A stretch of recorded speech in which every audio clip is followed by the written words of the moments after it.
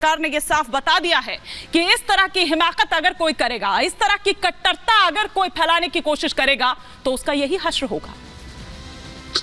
हिमानी, पिछले 6 सालों के दौरान उत्तर प्रदेश में किस प्रकार का परिवर्तन हुआ वो किसी से छुपा नहीं। उत्तर प्रदेश में किस प्रकार के हालात थे, उत्तर प्रदेश में सीरियल धमाके होते थे, उन धमाकों में बहुत से बेगुनाह उसमें हताहत होते थे और सरकारें उन आतंकवादियों के, जो आतंकवादी, खूंखार आतंकवादी इन घटनाओं में शामिल होते थे, उनके मुकदमे वापस लेती थी उत्तर प्रदेश के भीतर। लेकिन 2017 के बाद से ऐसा परिवर्तन हुआ है कि आपने देखा है कि प्रयागराज की जो उन्मादी घटना हुई है, जैसे ही घटना हुई पुलिस सक्रिय हुई और पुलिस ने कुछ ही घंटों के भीतर ये जो जिहादी था, जो चरमपंथी था, उसके खिलाफ एक ऐसी कार्रवाई की है जो मुझे लगता है कि पूरे भारत में एक नजीर बनेगी। जिस प्रकार की कार्रवाई हुई है आप सबने देखा है कि उसको गिरफ्तार किया गया है। गिरफ्तारी के दौरान उसने पुलिस पार्टी पर फायर करके भागने का प्रयास किया, पुलिस ने भी जवाबी गोली चलाई जिसमें वो जख्मी हुआ है, उसका भी इलाज चल रहा है। और इस प्रकार की कोई भी घटना स्वीकार्य नहीं है।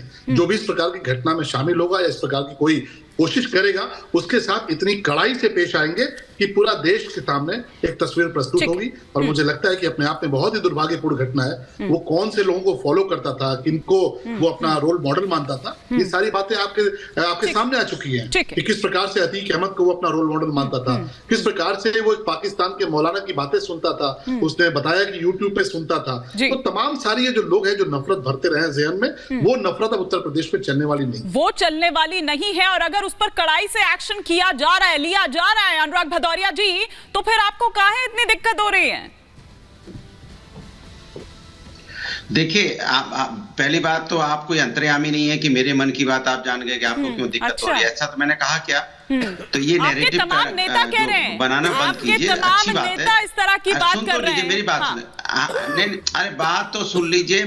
आप मुझसे पूछ रही हो, तमाम नेता कह रहे हैं, कोई नहीं कह रहा। मेरी बात सुनिए। अच्छा, झूठ बोलना बंद कीजिए। अच्छा। दूसरी बात है, देखिए सवाल ये है कि भारतीय जनता पार्टी प्रदेश के अंदर में कानून व्यवस्था बनाए रखने में फेल हो जा रही पूरी तरह से। जब घटना हो जाती है उसके बाद एक्शन में आते हैं, ये चिंता की बात है। अगर एक्शन में आप पहले आ जाओ तो लोगों की जानें बच जाएं। कितनी घटना में गिना दूं, लगातार पुलिस का खौफ खत्म होता चला जा रहा है। 8 पुलिस वाले शहीद हुए थे। आपने पहले अगर ऐसे लोग जो हैं उन पे कार्रवाई कर देते तो हमारे 8 पुलिस वाले शहीद नहीं होते, जो कह रहे थे कि यहाँ पे घटनाएं नहीं होती। लगातार पुलिस का अपमान आपको देखने को मिला होगा। वीडियो कितने आप देखते हुए जहां पुलिस को दौड़ाया गया होगा।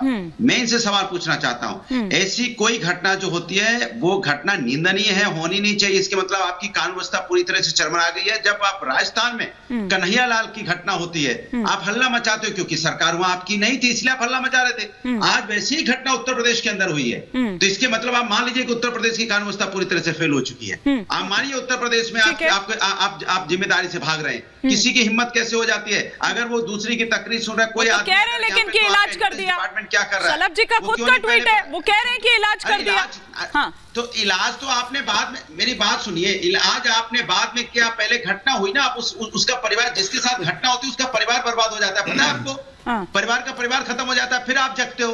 या पहले क्यों नहीं जगते? आपका इंटेलिजेंस डिपार्टमेंट क्या काम करता है? आपकी पुलिस सिस्टम क्या काम करती है? जो आपका खुफिया विभाग है वो क्या काम करता है? सारी चीजें हो जाती है, उसके बाद कहते नहीं ऐसा नहीं होगा, वैसा नहीं होगा, वैसा नहीं होगा, ऐसा नहीं होगा, ये है वो है। अरे ये वो छोड़िए, आप बताइए कि आपकी कानून व्यवस्था क्यों फेल हो रही है? लगातार आप इस तरह का जो लगातार नैरेट करने की कोशिश करते हैं कि कानून व्यवस्था, हाँ